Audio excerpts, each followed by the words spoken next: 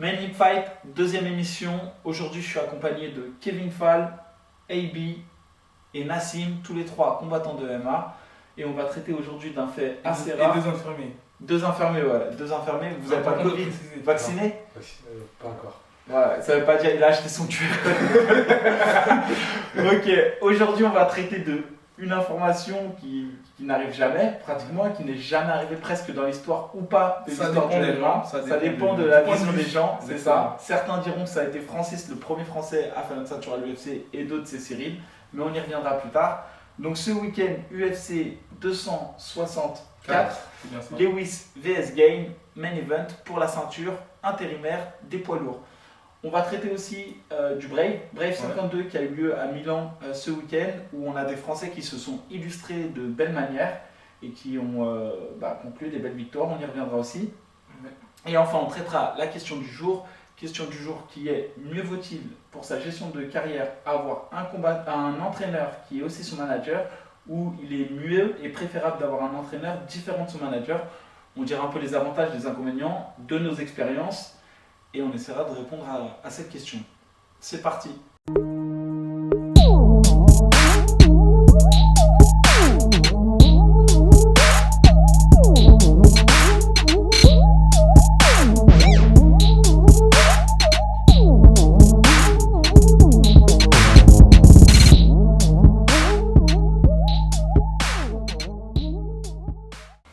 Et c'est parti pour la rubrique l'instant Cocorico. L'instant Cocorico, c'est quoi? C'est l'actualité des combattants français. Malgré le Covid, malgré la pandémie, les organisations ont repris et nos Français s'illustrent de belle manière.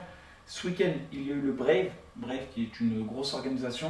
Donc on viendra dans le top 5, je pense même. Ouais, ça commence à bien monter, surtout en Europe, les événements, ça s'enchaîne, donc c'est vraiment pas mal pour l'Europe. Ouais, je dirais pas c'est le top 5 quand même, mais c'est une belle organisation. Après, il y a eu l'effet Shimaev qui a fait que le Brave a été coté, parce que Shimaev c'est un combattant qui est arrivé à l'UFC et du coup a fait que maintenant on s'intéresse plus au roster du Brave. Mais voilà, grosse organisation. Les Français y ont combattu ce week-end, c'était au Brave 52 à Milan. Et on va revenir plus en détail sur cette carte. Le premier combat de cette carte qui nous intéressait, nous, c'était Elias face à Brice Pico. Exactement. Voilà, je sais pas si vous avez vu le combat, les gars. Ouais, j'ai pu suivre le combat. Brice Pico qui a pris le combat en short notice. C'est ça. Honnêtement, moi, pour connaître le niveau d'Elias et son expérience, j'ai pas compris pourquoi il a accepté ce combat. C'était un petit peu. Qui, Brice ou Elias? Brice Pico. J'ai pas bien compris pourquoi il a accepté le combat, parce que je sais qu'Elias il est très expérimenté. C'était l'un des premiers champions du Brave. Ouais. Brice Pico il s'est beaucoup exprimé sur le circuit du 100% Fight, il me semble. Il a fait quelques orgas pas très majeurs en Europe, sans lui manquer de respect, en toute objectivité. C'est juste que voilà, Elias c'est beaucoup il y avait une disparité de niveau. Ouais, on est d'accord. Elias c'est quelqu'un qui est classé mondialement, qui a déjà eu la ceinture du Brave à 66 kg, qui a été le premier Français à avoir la ceinture du Brave. C'est quelqu'un qui a déjà combattu par exemple au M1. Très peu sont les combattants français à avoir été au M1. C'est un combattant qui a déjà battu des vets UFC. Il s'est incliné contre Bubba Jenkins qui est actuellement au PFL dans le tournoi $1 million, qui est qualifié en demi-finale. Derrière, il s'incline face à Loman en 61 kg. C'était une première descente de poids, il l'a tenté pour la ceinture du Brave. Exactement. Derrière, il re-signe une victoire face à un vet UFC à l'UA Warrior. Il recombat à l'UA Warrior, il perd à la décision partagée, mais c'est une défaite qui n'est pas méritée. Il re-signe au Brave. Il devait affronter un autre adversaire qui s'est blessé et Brice Pico est arrivé. Donc connaissant Elias, Elias c'est pas un combattant qui va chercher des combattants faciles. Donc pour lui, je pense qu'il n'avait pas d'intérêt sportivement à aller chercher Brice Pico. Mais le fait est qu'à un moment donné, quand tu as fait une prépa, quand tu as engagé des sous, quand tu as engagé de l'énergie, tu as envie de combattre. Et peu importe qui tu as en face, à un moment donné, tu acceptes. Exactement. Maintenant, Brice... en plus derrière, il y a de l'argent. Le Brave paye bien. Donc Brice Pico a voulu accepter. Et c'est Brice Pico qui a accepté, qui a voulu se lancer dans l'aventure. Donc Elias, lui, dans tous les cas, il était censé être sur la carte. Ouais, après c'est un risque pour Elias, parce qu'on l'a vu, Brice Pico, lui, il avait rien à perdre sur le combat. Et il a fait le combat pour éteindre Elias dans les premiers instants, quitte à mettre toute l'énergie possible. Et en réalité, c'est hyper difficile de gérer un combat comme ça. Et donc Elias ensuite a logiquement fait parler son expérience, l'a amené au sol et l'a soumis. Mais voilà, ça a été donc le premier combat du Brave sur lequel on voulait faire un petit focus. Les Français qui ont combattu, un duel franco-français, enfin, même s'il représente l'Algérie Elias, il reste résident en France et s'entraîne en France. Et donc, victoire logique d'Elias par soumission au premier round. Il signe un vert et il se replace dans le roster et peut-être pour aller chercher sa ceinture au Brave. En tout cas, c'est son ambition. Derrière, gros combattant aussi qui a le vent en poupe. On parle évidemment de Benoît Saint-Denis. Benoît Saint-Denis qui a une grosse prestation. C'est quelqu'un qui a 7-0, Benoît, pour ceux qui ne le connaissent pas. Maintenant 8-0. Il avait 7-0, 7 finishes, et dont 6 soumissions et un KO. Donc c'est un finisseur, c'est quelqu'un qui finit ce combat, qui est là pour aller chercher la finalisation. Lui, il a construit une carrière, petit à petit. Il est allé chercher des belles victoires. À chaque fois, il fait des finalisations. Exactement. Il est proche de monter les paliers, on le sent, qu'il est proche de l'UFC. L'UFC adore les finisseurs de toute manière. Clairement, là, son adversaire n'était pas au niveau.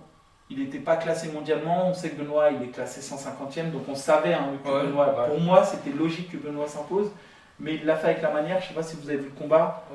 C'était une domination sans partage. Après, il n'a pas laissé son adversaire s'exprimer, tout simplement. Après, sur ce combat-là, c'est vrai que son adversaire, il était quand même en deçà du niveau de Benoît. En dessous. En deçà. En deçà, ça me dit, mais lui, il s'est un adulte. Ah merde. Le pire, c'est que continue, Kevin. Non, continue. Je suis en ouf. On va la mettre celle-là. Tu vas refaire des cours de français avant de venir ici.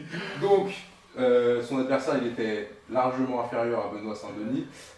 Maintenant, il a montré que, dans tous les cas, même face à un mec en dessous ou un mec au-dessus dans ses précédents combats, enfin pas au-dessus, mais à un niveau équivalent, il est capable de s'imposer. Et là, il l'a fait très rapidement. Avec panache et tout, donc c'est ça, l'objectif c'était de gagner avec la manière, sans blessure. Là il a atteint son objectif. Je crois qu'il voit la ceinture quand après en fait moi je pourrais pas trop lui en vouloir, même si son adversaire n'était pas classé mondialement. Je dirais pas qu'il a cherché la facilité pour assurer une victoire derrière, parce qu'en fait ça fait au moins 2 combats qui demandent le champion au titre du Brave des 74 kg. Et en fait, apparemment, le combat il a été repoussé, je crois, à début 2022. Donc en fait, lui, il est là en mode. Il veut le combat pour le titre, mais c'est pareil pour Elias. Elias, il le disait à la fin de son interview. Il a pris en plus pour exemple le manager en disant le matchmaker du Brave. Il a dit demandez-leur, genre en gros, nous on demande à combattre et c'est les combattants qui refusent des combats. Et c'est vrai que Benoît il impressionne quand même par ses performances et je pense que peu sont les combattants qui ont envie de se frotter à lui, surtout les combattants qui sont proches des signatures sur les grosses organes. Ils ont toujours peur de prendre ce risque parce que un rouge, ça les condamne à recombattre derrière pour aller signer sur les grosses organes. Maintenant, on a bien vu qu'affronter Benoît, c'est un challenge compliqué. C'est l'un des Français les plus prometteurs de toute manière. Il n'a pas peur d'aller à la guerre, il est complet. Et là, j'ai même l'impression qu'il est descendu de catégorie, puisque c'est quelqu'un qui combattait en 77. Là, il est descendu chez les 75. Et j'ai l'impression qu'il essaye de descendre à 70. Bon, à 70, ça sera bouché, parce que la ceinture, c'est Amine qui l'a, ils sont de la même team. Mais voilà, je pense que Benoît prépare lentement sa transition chez les moins de 70, peut-être pour aller justement performer dans la ligue. C'est ce qu'on lui souhaite en tout cas. Ensuite, on devait avoir un autre combat très intéressant à moins de 80. C'est une KT particulière, parce que c'est les KT du. Ouais, c'est ça, c'est une KT. C'est une KT qui existe au Brave. Mais en fait, normalement, c'est le Super Welterweight en 79. Mais là c'est un catchweight à moins de 80. Moins de 80, c'est ça. On avait Abdul qui devait affronter, je crois, un Ouzbek. Nursultan qui a d'ailleurs battu récemment Ibra. Oui, c'est ça. C'est bien ça. Et en fait, quelques minutes du combat, Abdul il a posté sur sa story Instagram. Le combat il était annulé pour X raisons, je ne sais pas si tu en sais un petit peu plus. Ouais, j'ai vu ça, j'ai vu que le combat il avait été annulé, mais bon, on a Abdul qui avait les bandages déjà faits, donc il était dans le lieu où l'event allait se passer. C'est ça. Et après, on a vu une photo qui a fuité de son adversaire qui se faisait ausculter dans sa chambre d'hôtel. Donc je me dis, c'est assez bizarre quand même qu'il l'ait prévenu au dernier moment. Non, c'est pas bizarre. C'est pas bizarre parce que en fait, l'organisation elle préserve le combat, le combattant et le combat pour le laisser. De manière à ce qu'il puisse combattre et de le laisser dans la logique où il va combattre. Parce que c'est très difficile si on te met dans l'incertitude, si on te dit oui, peut-être que tu vas combattre, peut-être que tu vas pas combattre, car ton adversaire, vaut mieux que tu saches pas, que dans ta tête tu as l'impression d'aller combattre, puisque tu n'es plus à 1 heure près ou 2 heures près, et qu'on te dise en fait à la fin, bon bah non, tu combats pas. Parce que si à un moment donné on te dit c'est pas sûr que tu combattes, et qu'au final tu dois combattre, tu es dans une situation. Moi je l'ai vécu avec Alioune Naï, qui devait affronter Arek Margarian. Ils se sont échauffés, ils devaient combattre, aller au combat, et au moment où on leur dit non, stop, vous combattez plus. Ensuite, on est revenu les voir pour leur dire ouais, peut-être que vous allez combattre, mais à 23h30. Et là, Arek Margarian, il a dit tout de suite non, c'est mort. Moi, je suis monté en pression, je redescendrai plus. Et le combat, du coup, ne s'est pas fait. Bon, dommage, mais ça aurait été une belle opportunité. Je pense que derrière, il peut aller essayer de demander un title shot contre Jara. Non, je pense qu'il ne veut pas affronter Jara, il l'a déjà affronté à 2 reprises. Moi je pense que l'idée Abdul, c'est de descendre en super lightweight, descendre à 75 et d'assurer, parce que là Abdul carrément il ne veut pas prendre le risque de reprendre Jara parce que voilà, c'est trop compliqué pour lui. Donc on repart sur Abdul, donc du coup il ne prendra pas Jara parce que... Je pense que même stratégiquement Jara il est très très compliqué. Et je pense que... Pourquoi tu prends les notes de AB? Je voulais pas les gars, moi. Tu ne recopies pas ça. Ouais, tu fais tes devoirs. C'est quoi ce chroniqueur? Tu sais quand c'est qu'il m'a prévenu tout à l'heure, on était en train de soulever des poids, il m'a dit tu veux venir avant tes Non, Mika n'est pas très professionnel là-dessus. Les gars, c'est une émission qui est préparée depuis des mois. C'est des menteurs. Moi j'ai la capture des jeunes, Il m'a envoyé un message tout à l'heure, il m'a dit AB, il vient jamais s'il n'y a pas de gâteau et de bonbons, sachez-le. On parle de la carrière de Abdul qui est sur le point de signer à l'UFC. C'est pour ça que moi je dis que son but c'est absolument pas d'aller rechercher cette ceinture au break qu'il a eu. Parce que Jara c'est vraiment quelqu'un, c'est un monstre pour moi, fraîchement, techniquement, physiquement, tactiquement. Il l'a déjà affronté à 2 reprises et pour moi ça serait presque du suicide d'aller le affronter une 3e fois. Pas qu'il puisse ne pas le battre, mais que le pourcentage de chances qu'il le batte est assez faible. Et que son but est de se rapprocher de l'UFC. Il a quitté sa boîte de management, la Bulgarie Top Team de Guillaume Pelletier, pour aller signer à l'UFC. Donc je vois pas l'intérêt pour lui d'affronter Jara. Il l'a dit lui-même en fait, il y a quelques jours, il a été interviewé par la sueur, il a dit lui-même en fait, bon après il l'a pas dit de cette manière-là, mais il a dit en gros mot pour mot, la ceinture elle est déjà dans mon balcon, ça m'intéresse pas d'aller à nouveau taper Jara. Et je pense que c'est un choix stratégique, il est au port de l'UFC. C'est juste que là, il est encore sous contrat en fait, avec le Brave. En fait, avec ce combat-là, il lui restait 3 combats. Donc, je pense que les négociations en fait, pour directement. Soit il n'a pas la clause UFA qui lui permet de quitter, donc le Brave le forçait à combattre. Enfin, on n'est pas au courant de tout, mais lui aussi, c'est quand même un gros combattant, c'est un finisseur. Et on a hâte de le voir dans la Big League. Il manque un peu je trouve, de striking, mais je pense que ça aurait été intéressant justement hier de le voir pour voir s'il avait amélioré cet axe de travail. Mais hâte de le voir à l'action face à d'autres gars. On passe au main event de cette soirée. Donc c'est un franco-suisse algérien. C'est un peu compliqué. Bon, il est algérien, il vit en France et il s'entraîne en Suisse. C'est bien ça. C'est Mohamed Saïd Mahalem qui s'entraîne donc dans la team de Karamoussou. J'ai pas le nom de la team.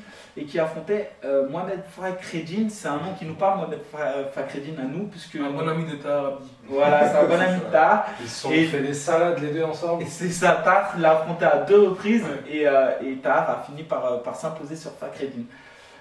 Donc le combat s'est fini sur un no contest. Un no contest Fakhreddine, c'est un habitude des no contests. Là, il a essayé de chercher à 2 reprises le no contest sur le combat là. En fait, c'est ça, c'est une frappe derrière la tête, mais bon, c'était pas une frappe volontaire. C'était pas volontaire. C'est ça, c'était pas volontaire, c'était dans le mouvement. Et au début du round, il a dit aussi qu'il avait reçu un coup de pied dans les parties. Et il avait fait la même chose avec Tahar, sauf qu'il n'avait pas repris le combat. Faut préciser aussi que le combat il devait se faire il y a quelques mois. Et après, dans la dernière minute, même, je sais pas si c'est ça qui dit ça en mode pour le vanner, il dit qu'il a eu une diarrhée. Non, il avait peut-être mal au ventre. Moi j'ai une petite histoire qui m'est arrivée au Cage Warrior. Un jour je la raconterai. Si, après la décision quand t'es parti aux toilettes. Ouais, c'est ça. Un jour je la raconterai. Mais gros mal de ventre pendant le combat, pas facile à gérer. Franchement, j'espère que ça m'arrivera jamais. Mais un jour on y viendra sur les pires anecdotes de combat. Donc voilà, victoire de Mohamed Saïd Mahalem qui devient champion des moins de 93 kg du Brave, et Fakhreddine qui tentait en fait une double ceinture puisqu'il est déjà champion à moins de 84 et qui tentait à moins de 93. Et il faut rappeler que Fakhreddine, à l'époque, il combattait à 77. Donc c'est ça qui il a quand même fait le grand écart dans les catégories. Moi, je pense que c'est ça qui lui porte préjudice. C'est que tu peux pas débuter ta carrière, tu fais 77 kilos, tu fais tes meilleurs fights, ton prime à ce moment-là, que déjà à 77 kilos, il commençait à se faire taper. C'est vrai qu'à 84, au break, il y a un peu moins de monde, donc il a pris la ceinture. Et derrière, vouloir faire un double champ, mais pas dans la bonne caté, tu vois. Après, mais non, moi je pense qu'il aurait jamais pu revenir à 77 et je pense qu'il était plus facile de prendre la ceinture à 93 qu'à 77.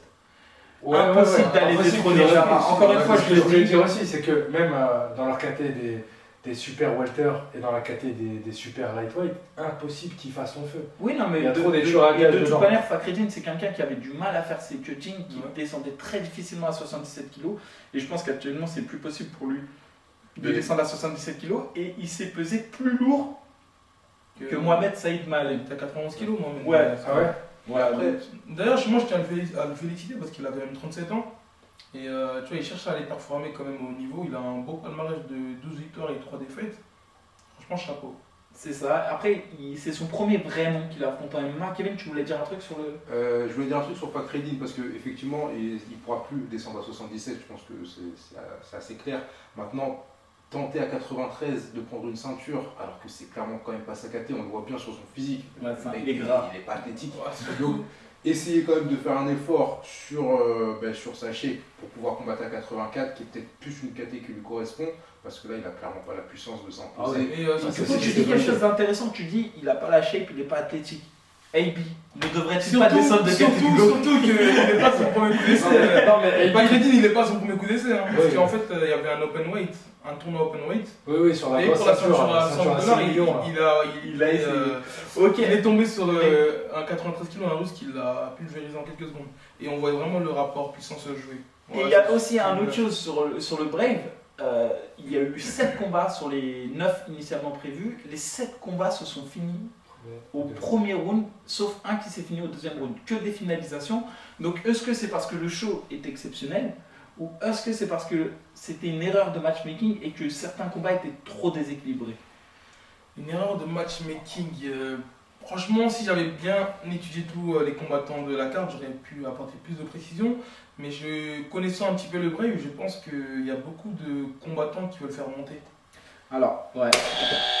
Pourquoi tu me baises? Il a droit à un buzz. Il a droit à un buzz, il l'a utilisé. Vas-y, Nas. J'ai le droit de buzzer. En fait, pour certains combats, il y a une disparité de niveau. On peut le dire clairement entre Brice Pico et Elias, il y avait une disparité de niveau. Mais ça s'explique par le short notice. Ouais, exactement. Exactement. Il y a certains fighters qui veulent faire monter, c'est vrai, comme il est JB. Mais après, on a des fights qui étaient assez. Comment dire? Par exemple, attends, pour reprendre ce que disait AB, sur le premier combat, Ahmed Laban, qui combat Virgiliu Frasinac, ça n'avait pas d'intérêt. Oui. Et surtout, il prend la grosse tête derrière, Laban, il gagne et il demande le title shot face à Amin Fierce. Il n'y a aucun sens. Ça va être compliqué pour lui, je crois. Non, c'est plus que compliqué. Et pourtant, il a un beau palmarès. Je crois qu'il a 13-3 ou 13-2. Enfin, numériquement, c'est beau ce qu'il a fait. Mais sur le plan sportif, voilà, il a affronté un mec qui n'est pas classé. Quand tu as 13-3, tu te dois d'être minimum 200 ou 300 mondial. Lui, il n'est même pas classé. Je crois. Ça n'a pas de sens. Ça veut dire qu'il y a un vrai problème dans le matchmaking quand même. Ouais, je pense qu'il y a certains fighters qu'on veut faire monter et qui sont très copains avec les matchmakers. Mais après, derrière, c'était pas tous les fights n'étaient pas, on va dire. Tous, ouais, exactement. Non. Il y a eu à la fois, il y a certains fights, c'est vrai, il faut se le dire que c'était. Après, le niveau n'était pas le même. Il faut aussi dire que c'était pas que le Brave. Hein. C'était un Brave en co-organisation avec une entreprise, une organisation locale, donc d'Italie. Et du coup, il fallait qu'ils fassent des oppositions parfois de combattants du Brave face à des gars de l'organisation locale. Et c'est là qu'on se rend compte qu'en fait, le champion local n'a rien à voir avec un combattant mondialement reconnu. Et je pense que c'est là en fait où ça pêche et que les associations ont des limites. C'est-à-dire que si demain à un moment donné le Brave devait faire une association avec le Beatdown, ça allait être compliqué de mettre des top 5 du Brave face à même aux champions du Beatdown qui restent à un niveau local. Et je pense que c'est en ça qu'il y a eu un problème de matchmaking. C'est qu'ils ont dû faire avec l'organisation locale. Exactement. Après, dans tous les cas, ce qui est pas mal, c'est que ça offre quand même du spectacle Oui, non, mais c'est clair. Pour nous, c'était un régal. Ouais. Moi, j'ai commenté ça, c'était un régal. J'ai vu, je crois, 5 ou 6 KO de soumission. Le triangle de Elias, il est magnifique. C'est magnifique, un triangle à voler. Ouais, c'est ça. Bon, on va fermer en tout cas le volet sur le Brave. Et donc, on va féliciter nos Français qui nous ont bien représentés. Ouais, bravo. Félicitations les gars. Et on va passer à la question du jour.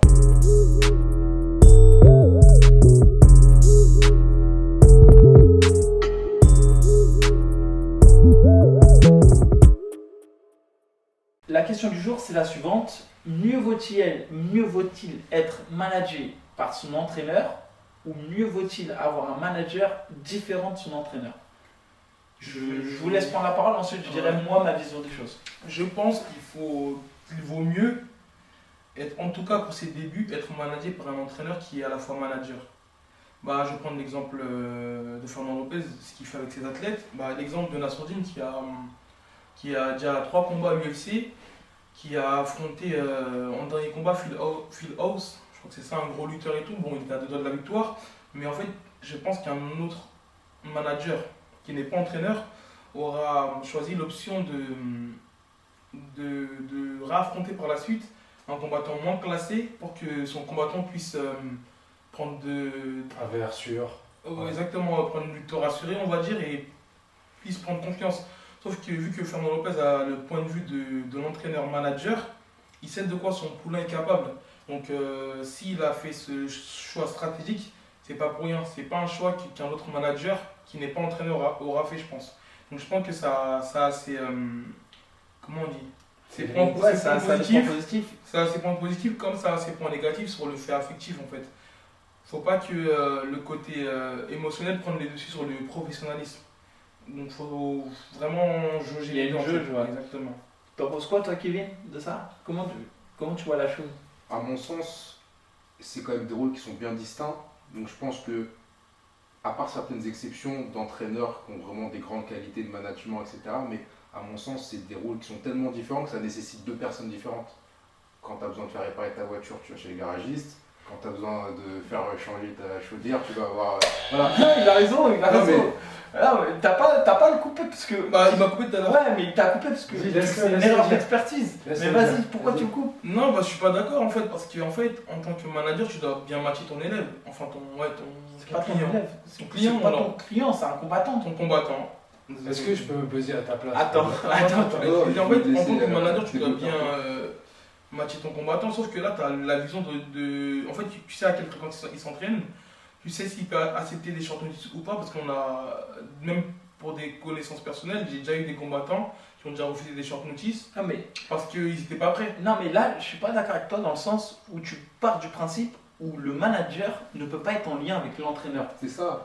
Et toi, tu pars du mais principe. c'est pas un lien direct, c'est pas pareil. Non, toi, tu pars du principe où tu as le combattant qui est là, l'entraîneur qui est là et le manager qui est là. Non, moi, je vois le combattant qui est ici et le manager et entraîneur qui travaillent ensemble. Voilà, il faut une collaboration entre tous les acteurs de tout ça. Après, je vais donner ma collaboration. Oui, c'est la base. C'est la base.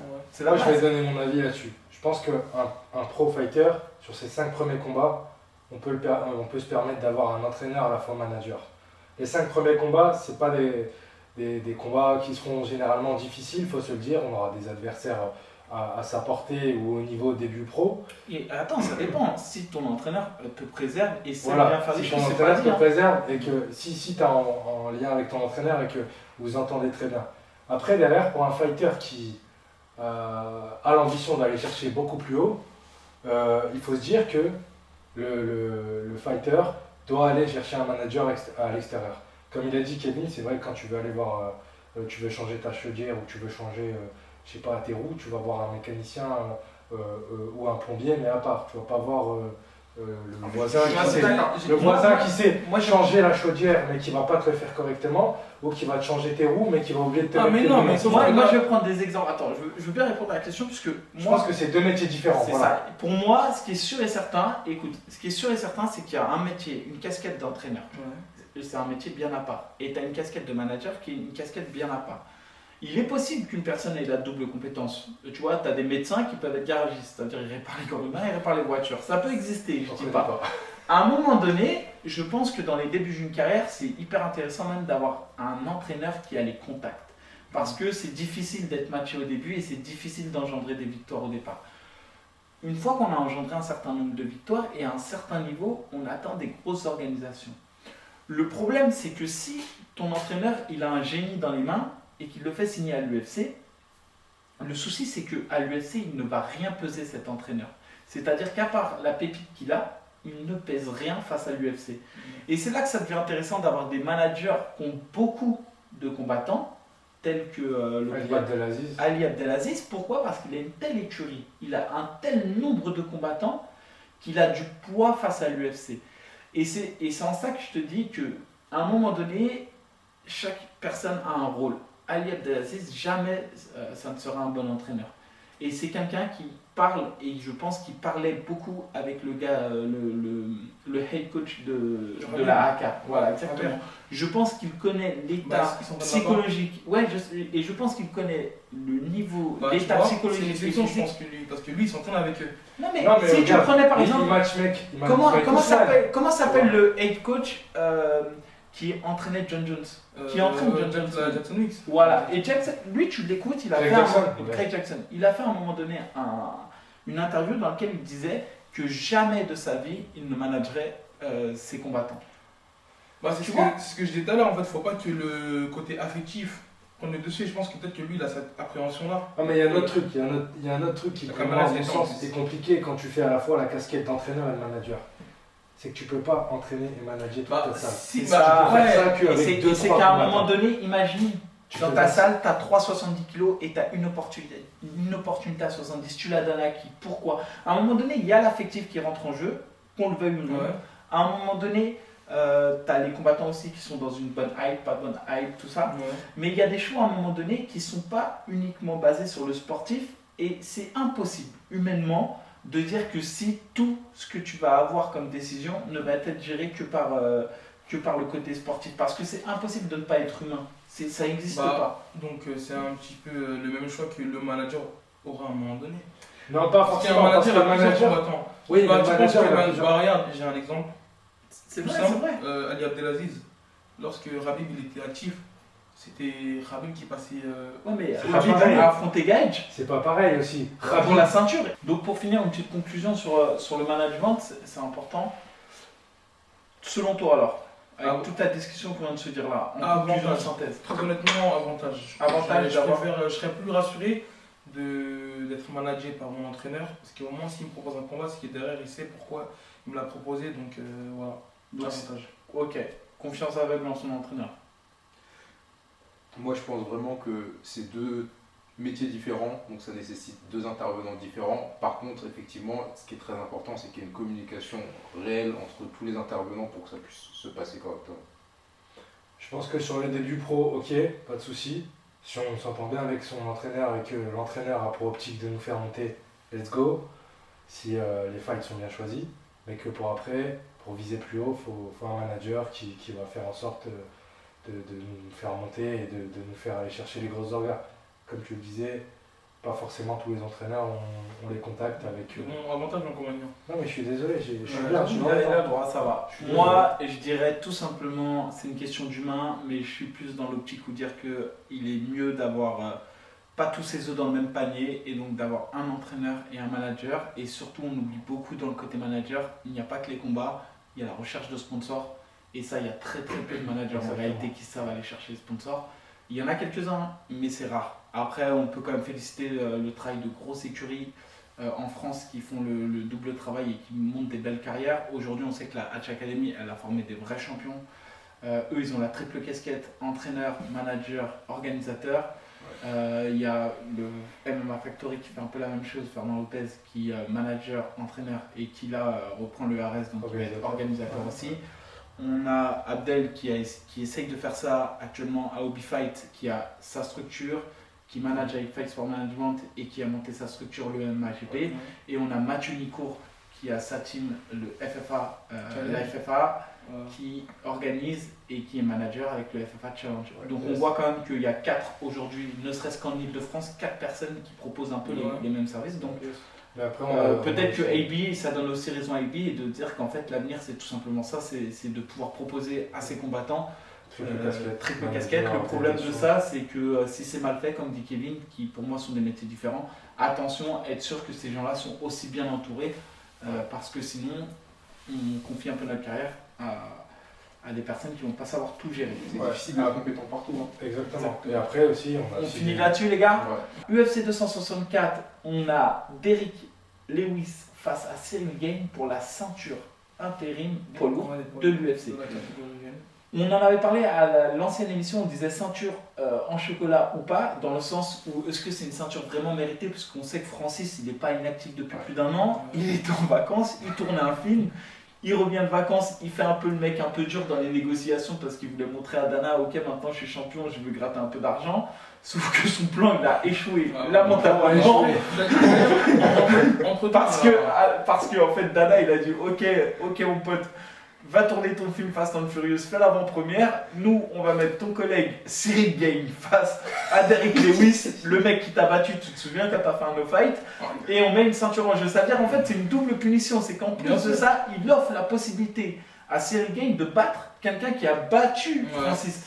Et c'est là où il a été fort Dana White, c'est que déjà je pense que niveau négociation, Francis forcément ça va le calmer, ou du moins le manager de Francis, parce que je pense qu'il est manager à ce niveau-là. Et pour Cyril Gane, c'est tout bénef. Et pour Derrick Lewis, je pense aussi que c'est tout bénef parce que ils n'avaient pas envie de se réaffronter parce qu'ils s'étaient déjà affrontés et que Lewis, je pense que c'est quelqu'un qui aime plus le profil de Gane que Ngannou, mais on y reviendra. Donc UFC 264. Et avant de passer à Gane face à Lewis, j'aimerais parler de Luque face à Chiesa, qui est un combat moi qui m'excite particulièrement sur cette carte, parce que Chiesa je le vois comme un futur prétendant à la ceinture chez les moins de 77, et Luque aussi. D'ailleurs clairement l'un des deux vainqueurs là se verra peut-être proposer le title shot derrière. Je pense pas le titre. Non, ça sera pas le titre. Il y a qui derrière? Il y a Covington Usman qui va se faire. Non mais titre. Justement parce que déjà ça c'est le combat pour le titre. Ouais mais il y a Leon Edwards qui devait. Ça fait un moment. Là il parle d'affronter Masvidal. Voilà, mais après je pense que c'est pas lui qui a été orienté vers Masvidal, peut-être que c'est les négociations ou la hype qui s'est fait derrière parce que lui il voulait le titre. Donc je pense vraiment pas que le vainqueur de ce combat-là aurait directement. Alors pour Leon Edwards, je sais pas s'il est victime de ça. Victime vraiment parce que je vais dire qu'à l'UFC on a l'impression qu'il n'aime pas Leon Edwards. Et moi je sais pas s'il en devient victime ou pas, c'est-à-dire que moi-même maintenant, je le vois même pas comme un prétendant alors qu'il est sur une putain de série de victoires. Et tu vois, je verrais plus un Chiesa plus méritant, ou alors tu vois, j'aurais aimé voir Chiesa face à Leon Edwards. Après, pour faire une petite parenthèse sur Leon Edwards, j'en avais déjà parlé dans des podcasts précédents. Je pense que lui, c'est vraiment plusieurs facteurs qui jouent, que ce soit la hype, stylistiquement aussi, c'est un mec qui va beaucoup à la décision. Ouais, mais face au combat contre Dos Anjos, quand il a affronté Dos Anjos, il a fait un super combat. Ouais, mais franchement, je pense que dans cette catégorie, il y a un autre facteur qui rentre en jeu, c'est le drama. Sur 8 combats, il a au moins 6 décisions, très peu de finish, tu vois. Et regarde, dernièrement, quand il affronte Nadiaz, il fait un beau combat, à 30 secondes de la fin, il est à 2 doigts de se faire finir. Et malheureusement, les gens, ils ont retenu que Nadiaz a failli finir descendre Leon Edwards, tu vois. Et même Dana White l'a dit dans les posts. Mais regarde, Dana White, attention, parce que Dana White, l'avant-dernier de combat de Cyril Gane, il était hyper déçu de la prestation de Cyril Gane face à Rozenstruik, et il a dit en gros, vous comparez Gane à Francis Ngannou, mais regardez la différence de traitement qu'il y a eu entre les deux face à Rozenstruik. Donc Dana White, on sait qu'il peut être hyper piquant sur l'instant T parce qu'il est piqué, mais derrière il sait très bien te ressortir du jeu pour te remettre en lumière s'il a besoin de toi. Ceux qui suivent vraiment l'UFC, on sait que les paroles de Dana White n'ont pas vraiment de sens parce que comme tu as dit, le gars un jour il est content, un jour il n'est pas content, tu vois. Les gars, c'est en fonction de ce qui rentre dans son porte-monnaie. Je vous le dis, non mais en plus cette catégorie, c'est vrai. C'est en fait c'est le drama qui gère les match-ups de la catégorie. Et surtout, je crois qu'il y a l'historique GSP quand même. C'est une caté la 77, quand on parle 77 kg, il y a un blast qui nous vient tous en tête je pense, c'est GSP et on est tous un peu nostalgie de ça parce que GSP ça a quand même été et pour beaucoup le GOAT. C'est celui qui savait tout faire, qui a refusé aucun combat, qui à un moment donné avait pris court sur coup Nick Diaz, Carlos Condit et Hendrix à l'époque du dopage. Hendrix c'était quelque chose. Voilà, GSP c'était quelqu'un. Exactement, c'est toujours quelqu'un. Et non, mais en fait, ce que je veux dire, c'est que son ombre, son fantôme, il est encore présent dans la KT. Et même Ousmane, qui démonte tout le monde, il est encore dans l'ombre de GSP. On aime bien dire, alors GSP, on va repêcher. Aucun combattant va les repêcher de cette manière-là. Dans n'importe quel KT, tu vas pas parler de l'ancien. Tu vois, chez les poids lourds, on parle plus de Ken Velasquez.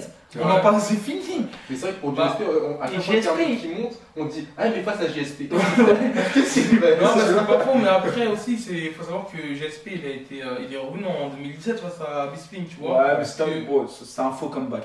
Ouais. Non, moi je suis pas d'accord. C'était en 77. C'était en middleweight. Et puis Bisping, ça a été peut-être le 84 le plus facile à prendre. C'était le je vois pas un GSP revenir face à Adesanya. Et surtout qu'il est encore dans l'actualité quand même, tu vois, il commente encore GSP, tu vois, il est encore dans l'actualité. Tu vois qu'il s'entraîne tout ça. Ok, on a légèrement dévié les gars. Le thème c'était quand même Luque face à Chiesa. Moi j'aimerais un pronostic archi rapide. Pas besoin de rentrer trop dans les détails. Pronostic rapide, franchement j'aime beaucoup le style de Michael Chiesa, très gros grappleur, mais il n'est pas très présent parfois sur les gros rendez-vous. Je pense à sa défaite contre Kevin Lee ou contre Anthony Pettis.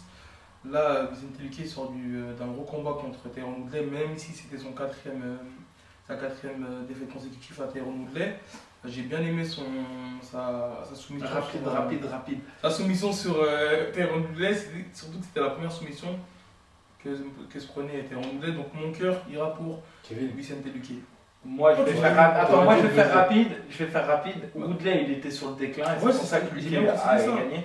Mais je suis quasi sûr que Chiesa, et franchement j'aimerais bien parler avec toi, une nourriture. Je sais que toi et moi on aime beaucoup la nourriture, on se parie un petit grec. Allez c'est parti. Et moi je mets Chiesa par soumission. Kevin? Moi j'irais jusqu'à dire Chiesa par soumission round 2. Waouh, ça c'est beau ça. C'est beau. Et toi? Moi j'ai toujours raison les gars, vous connaissez le Mystic Nas, décision pour Chiesa. Oh non, pas de décision. Il y aura pas de décision pour Chiesa. Ok, c'est pareil ta graille? Non. C'est pareil. Les gars, défi du jour.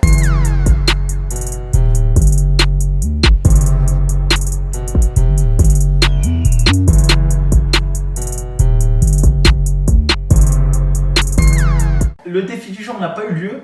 Pourquoi? Parce que AB a refusé le 100 mètres sprint. C'est faux. A refusé. Non, stop, AB. Est-ce que là tu peux dire à la caméra, oui, le 100 mètres sprint arrive? Et pour quand il arrive? Bien sûr qu'il arrive. On se fait ça quand? Dis-moi. Cette semaine. Ouais. Cette semaine, le 100 mètres sprint. Ah là là. Ok, défi du jour terminé. On en vient désormais à notre question.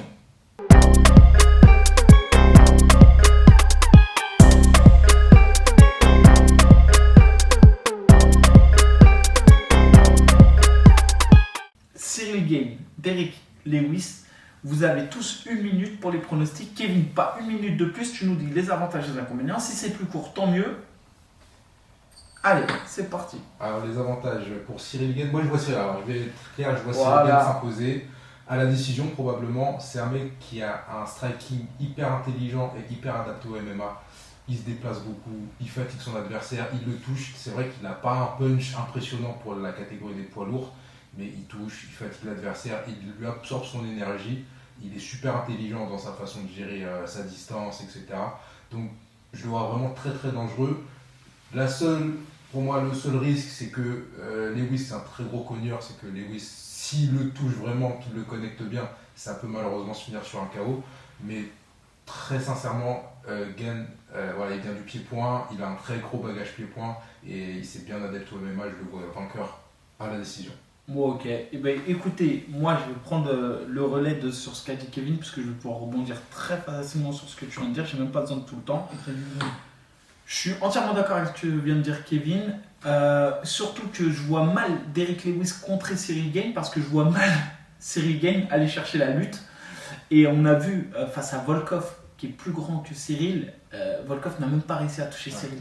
On a vu un Cyril Gane faire une démonstration face à Rozenstruik, et on sait que Rozenstruik est quand même quelqu'un de très sérieux, et en plus du même gab que Derrick Lewis.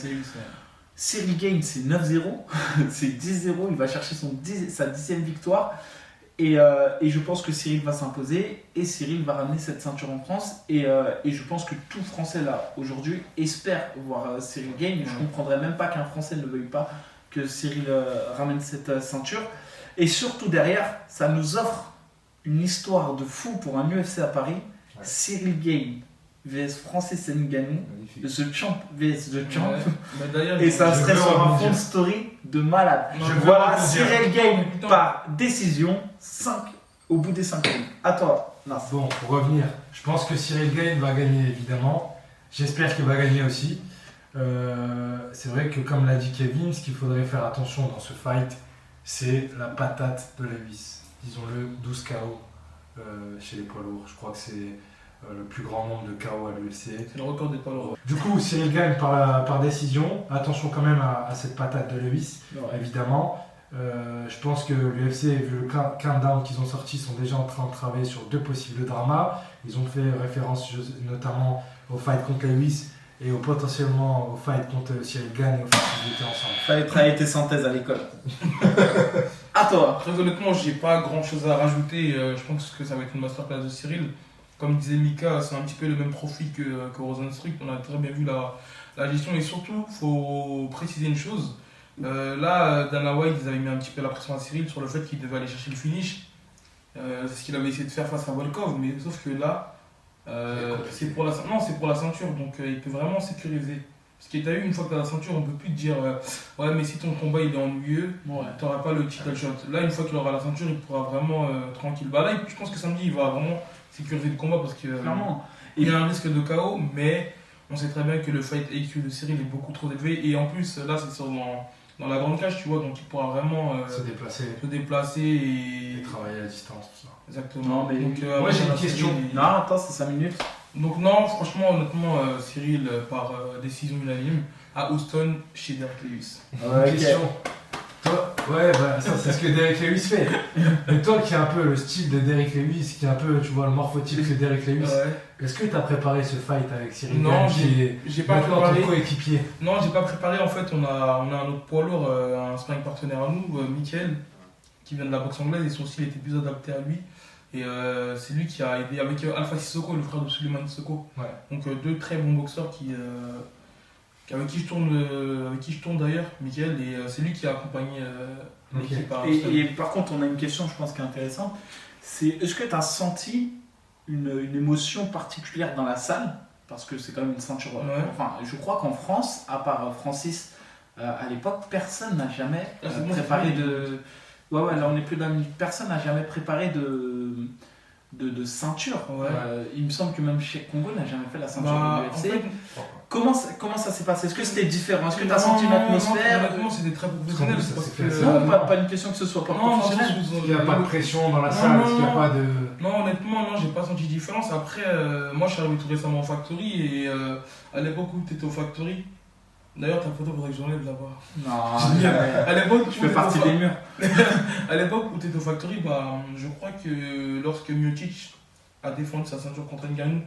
Non, j'étais plus au Factory déjà, tu vois, à ce moment-là, il avait préparé son camp au Factory. Ouais, c'est ce que je te dis.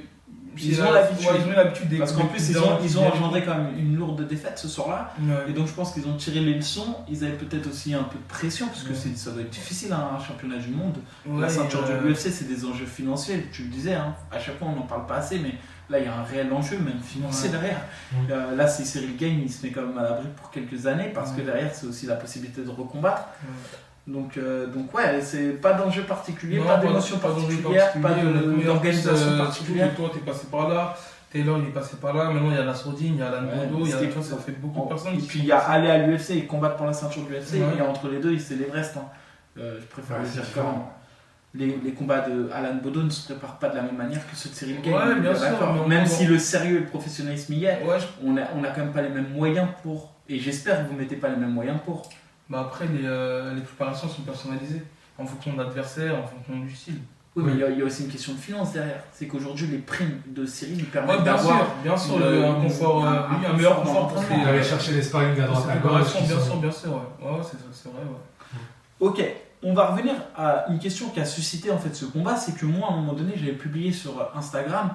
Cyril Gane sera le deuxième, entre guillemets, le deuxième français à aller chercher la ceinture, et j'avais publié une photo où il y avait tous les combattants français à l'UFC, et sur cette photo j'avais mis notamment donc Nassourdine, et tous les autres Français, Nassourdine et Francis Ngannou. Et j'ai eu un déluge de commentaires qui disaient enlève Francis, il n'est pas français, et enlève Nassour, il n'est pas français. Ouais, ils abusent. Nassour est quelqu'un qui a grandi, je crois, au Daghestan, donc c'est normal qu'il soit très proche. Mais on peut aussi avoir cette double représenter un double pays, et c'est le pays d'origine, et le pays dans lequel on a été formé, et dans le pays dans lequel on vit. Exactement. Je crois que c'est ça. C'est là où ils s'entraînent aussi. La question en gros c'était est-ce que Cyril sera le premier français? Ouais. Bah, en fait, non, la première question, donc du coup, c'est cette question amène celle-là. Ouais. Exactement. Donc si on considère que Francis Ngannou n'est pas français, comme tous les internautes, enfin comme une grande partie des internautes ont l'air de penser, parce que c'est vraiment les reproches qu'on m'a fait. On m'a dit ouais, Francis n'est pas français. Et beaucoup de Camerounais ont aussi dit non, il est Camerounais. Donc il y a eu aussi beaucoup de Camerounais qui ont dit non, laissez-nous notre trésor. Ça non, moi je pense. Francis, qui lui, c'est vrai, depuis qu'il s'entraîne aux États-Unis, ne vient plus avec le drapeau. Pourquoi je rigole? C'est la vérité. C'est pas pour ça que je rigole. Ah ouais, parce que Qu'est-ce que j'ai fait encore?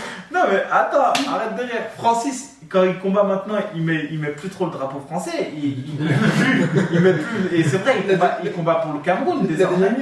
Oui, Dans son tout premier combat, ouais. Ah bah voilà. C'est français. Attends. Non, et donc du coup, c'est vrai que maintenant, il redonne un peu tout ce qu'il a gagné. Il représente le Cameroun. C'est quoi qui te fait rire? C'est bon.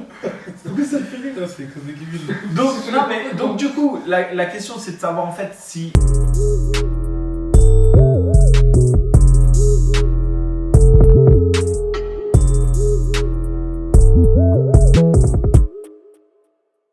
Est-ce que Cyril, pour vous, ça va vraiment être le premier Français à disputer un championnat du monde et à ramener la ceinture UFC, ou est-ce que pour vous c'est Francis, le premier Français à avoir ramené la ceinture?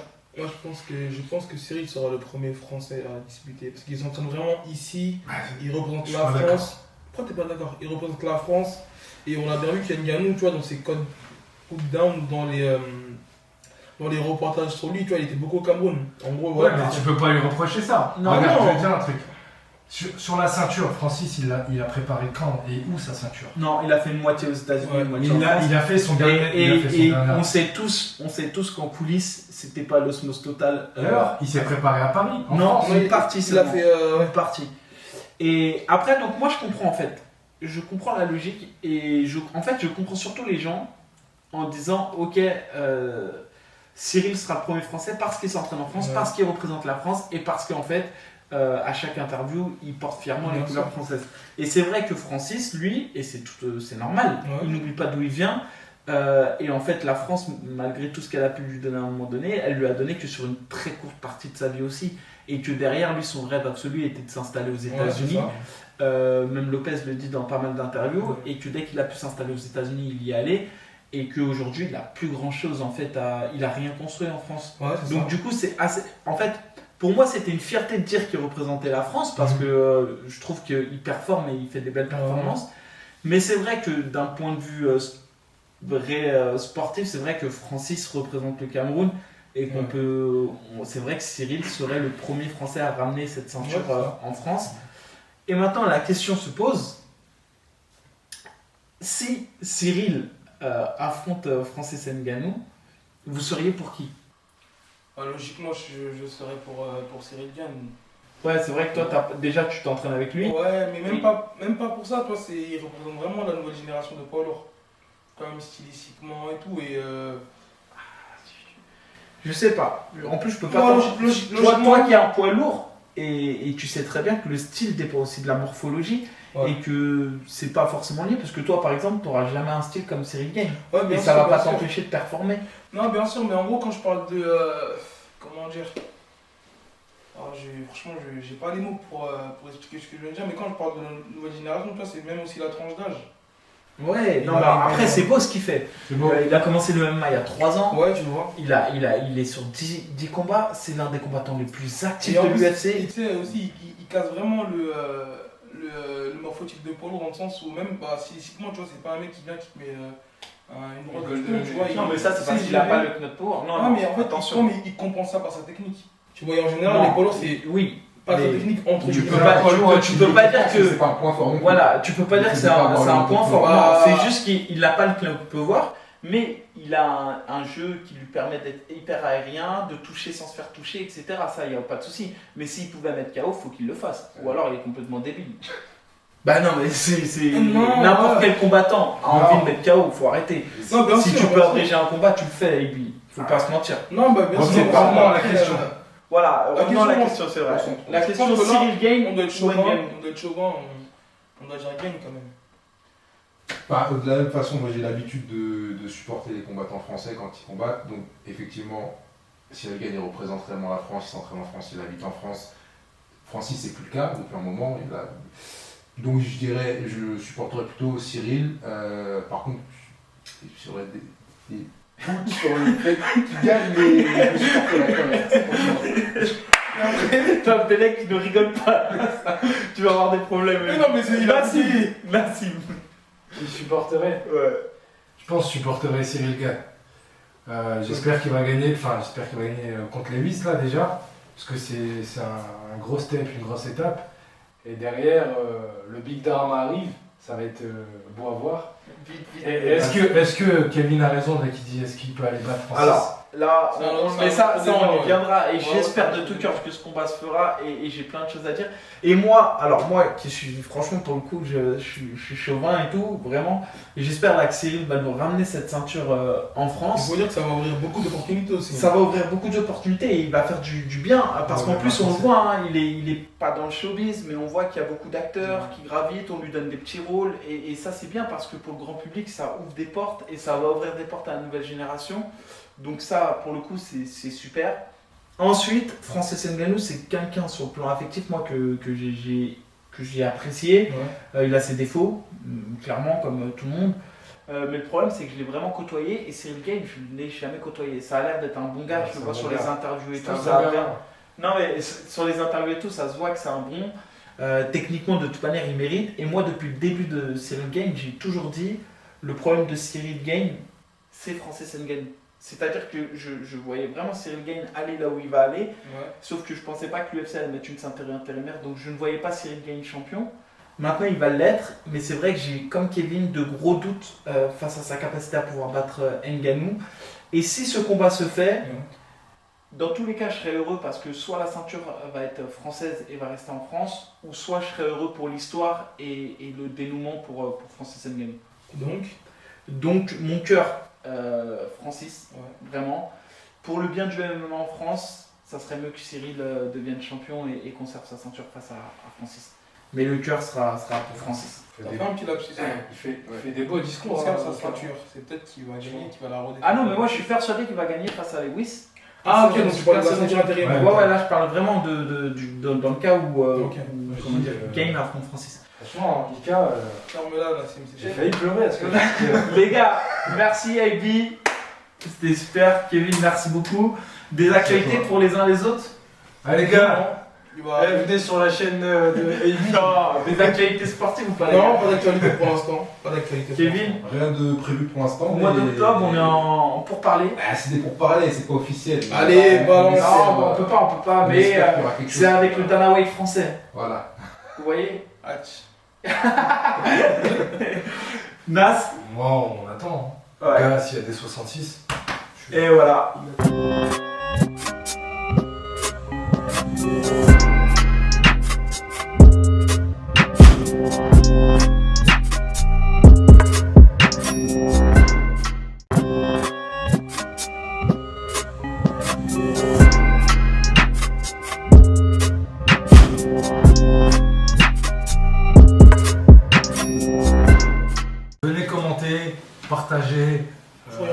Partagez, venez commenter, n'hésitez pas à nous donner des remarques. Abonnez-vous et donnez de la force. Et allez suivre les Insta de AB Show et la chaîne de Nassim qui nous montre un peu son quotidien d'infirmier et de sportif. Voilà. Merci à tous les gars et on se revoit très bientôt pour une prochaine émission.